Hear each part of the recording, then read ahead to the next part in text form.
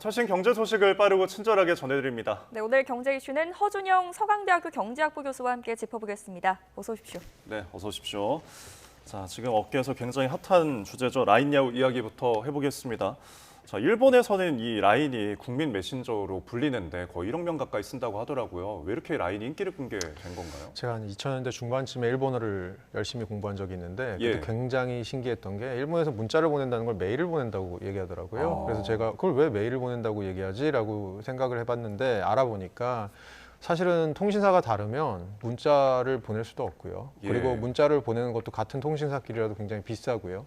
통신사가 다르면 결국 이제 이메일 주소가 그 전화번호를 만들 때 나오는데 그 이메일 주소로 메일을 보내야 되는 거였더라고요.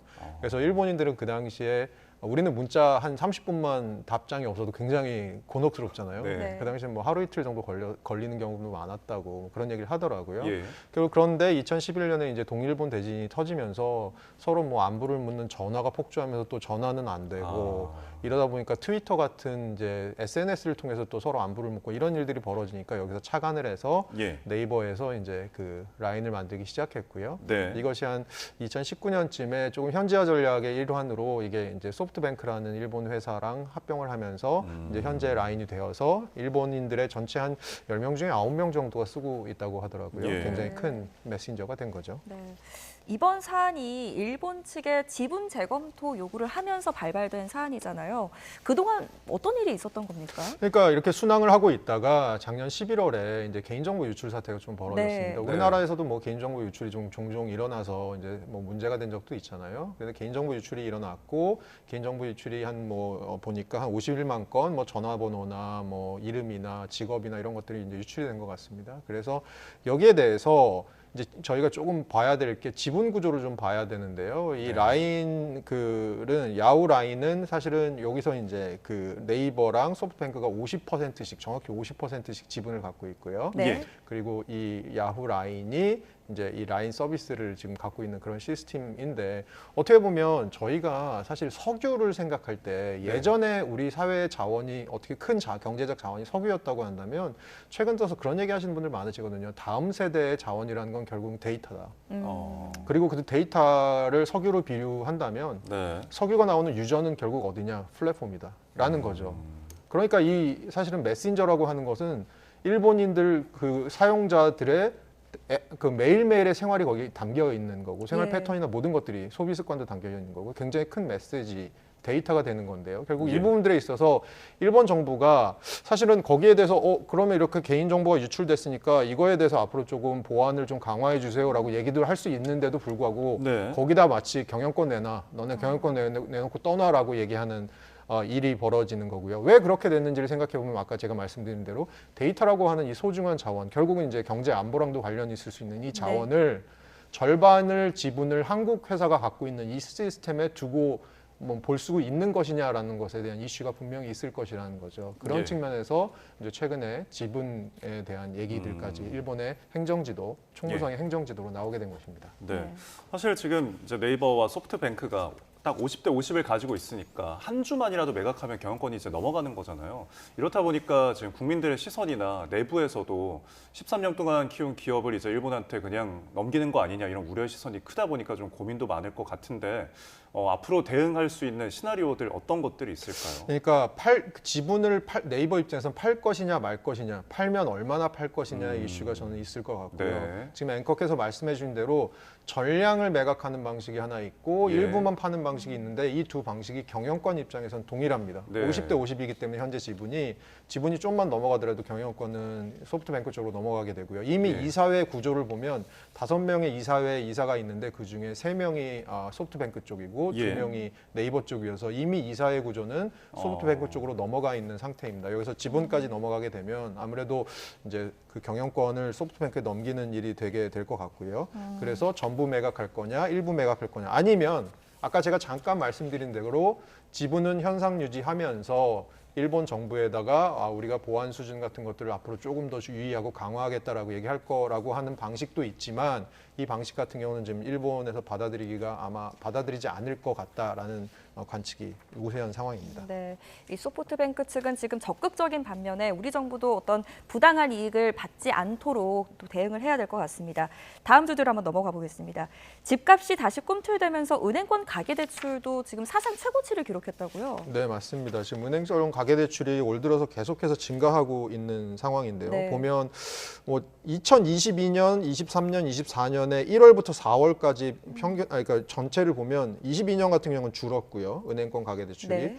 24년 같은 경우는 한 8.6억, 죄송합니다. 예. 23년도 줄었습니다. 작년에 부동산 시장이 좀 안 좋았고요. 네. 올해는 지금 8.6조 원 정도 는 상태라서 최근 들어서 아무래도 주택 거래 같은 게 조금 다시 늘어나고 있는 상황인데다가 예.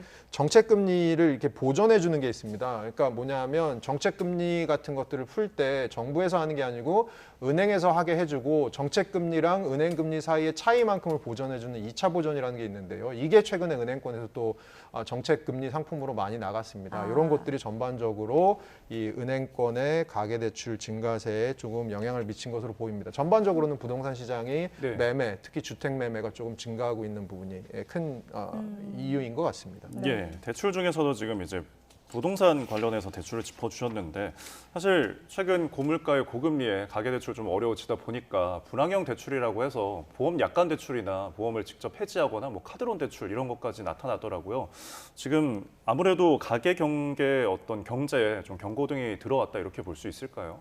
그 전반적으로 저희가 최근 들어서 뭐 1분기 GDP는 1.3% 속보치가 나와서 좀 잘 나왔다고는 얘기하는데 네. 전반적으로 코로나 이후에 우리나라의 경제 성장률 같은 경우는 굉장히 사실은 좀 낮아진 편이거든요. 그래서 사실 최근에 밖에 나가서 얘기 나누어 보시면 경기가 좋다고 생각하시는 분은 그렇게 많지 않으실 겁니다. 네. 그러니까 지속적으로 경기가 좋지 않은 상황에서 물가까지 이렇게 오르다 보니까 결국은 부담이 되게 늘어났고 이 상황에서 뭐 결국은 대출로 버티시던 분들이 불황형 대출, 예를 들어서 신용점수 조회 필요 없고 신용도에도 영향 주지 않는 보험에 내가 낸 어떤 보험 그 비용 같은 것들을 예. 일부를 환급받는 대출들. 하지만 이런 것도 단점도 있을 수 있죠. 예를 들어서 너무 많이 대출을 받으시다 보면 사실은 보험 계약 자체가 해지될 수도 있고. 그렇죠. 그리고 최근에 또 하나가 이제 보험을 2년 연속 유지하시는 분들의 비율이 원래보다 약간 떨어지고 있다고 하더라고요. 네. 그러니까 결국은 보험을 해지하시는 분들의 비율도 좀 늘었다.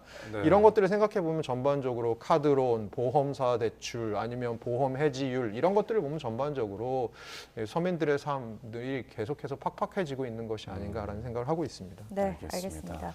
또 우리 금융 뇌관으로 꼽혀온 부동산 프로젝트 파이낸싱 PF 연착륙을 위한 대책이 또 발표가 됐는데 여기에 어떤 내용이 또 새로 담겼습니까?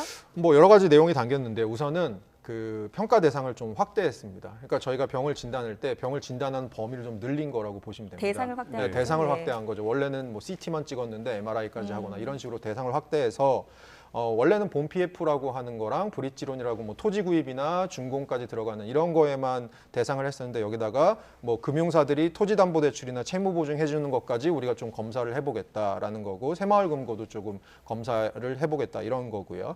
평가 등급을 조금 세분화했습니다. 예전에는 3등급으로 구분했던 것을 이제는 4등급으로 구분해서 평가 대상을 세분화한다는 게 어떤 의미냐라고 생각해 보시면 대상을 세분화하면 그 대상에 맞는 맞춤형 어떤 정책 또 좀 더 세분화될 수 있는 거죠. 그래서 세분화한 부분이 있고요. 예. 그리고 뭐 각각의 대상들에 대해서 그 사업성이 부족한 것으로 나오는 곳에는 좀 재구조화하거나 이제 지원 같은 걸 하는데 이 지원 같은 걸 할 때 이제 이 기존에 정부에서 준비한 자금이 있는데 거기에다가 민간이나 공공에서 이제 협동 펀드를 만들어서 추가적으로 지원하겠다. 뭐 여러 가지 얘기들을 지금 하고 있습니다.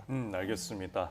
자, 지금까지 저희가 또 대출 관련 이야기들 나눠봤는데 자, 끝으로 이제 내일 밤에 미국에서 CPI 발표 있잖아요. 미국 증시 관련 소식 좀 전해주실까요? 증시는 오늘은 나스닥만 반등하고 나머지 두 개 지수는 약간 하락했고요. 그냥 예. 혼조세인 것 같습니다. 그리고 말씀하신 대로 내일 CPI가 나오는데 최근에 결국은 미국 CPI가 생각보다 내려오는 속도가 물가 상승률이 내려오는 속도가 너무 느리기 때문에 지금 시장이 이렇게 조금 얼어 있는 부분이 있는데 네. 내일 CPI 물가 상승률이 시장의 기대보다 높을지 낮을지 거기에 따라서 사실 내일 증시도 좀 출렁일 가능성이 있을 것으로 보입니다. 네, 알겠습니다. 일단은 관망세를 유지하고 있습니다. 지금까지 허준영 서강대학교 경제학부 교수와 함께했습니다. 고맙습니다. 예.